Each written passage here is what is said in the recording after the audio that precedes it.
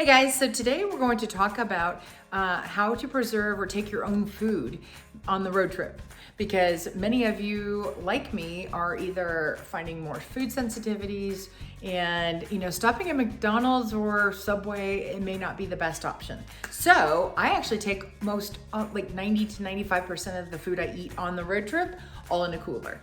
So the first thing you need to know is you need a really good cooler like Yeti, Engel, there's another name brand, a couple brand names, but look for something that's either bear proof or that says that it retains ice for multiple days. And do a little homework, but I love this Engel ENGEL cooler. It's been amazing. So a couple of keys that you have to know is number one, you have to prep the cooler. So I usually fill bags of ice or items that I'm not going to take on the road trip, and you prep the cooler. So if you're leaving in the morning, it's easy to leave it out overnight and get the cooler cold. But by starting it cold, then when you put your food in there, it doesn't decrease the temperature at all. So this actually helps. So have it at least 6 to 7 hours before you take off that you're prepping the cooler with ice. Next, I like to actually, instead of taking bags of ice, which will melt, again, I found this on YouTube and it's been fantastic. So you either have to eat Skittles or let's see, the other one is M&Ms that I've devoured from Sam's Club. But these containers, you fill with water and you stick them in your freezer. And so it's a block of ice because the block of ice melts a lot slower than the cubed ice. So the other part is if I have two of these, sometimes 3 if I'm gonna be like a 10-day road trip. 2 of these is usually good for 2 to 4 days.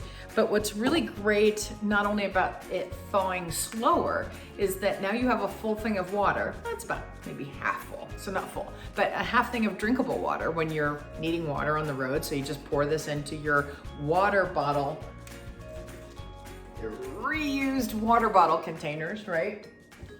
But then the mouth is open really wide. So if you do have to stop and get a bag of ice, pouring in ice cubes in here is a lot easier than a really thin bottleneck, okay?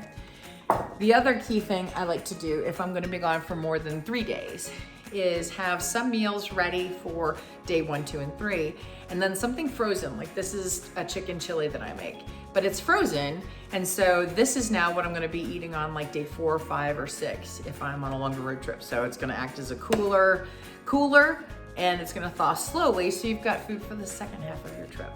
So again, these are just recommendations and things I've learned because I started camping late in life. I didn't start camping till age 51, 52. So all this was new to me. I had to research and checked out a lot of YouTube videos and a lot of recommendations online, but I found these little tips were awesome.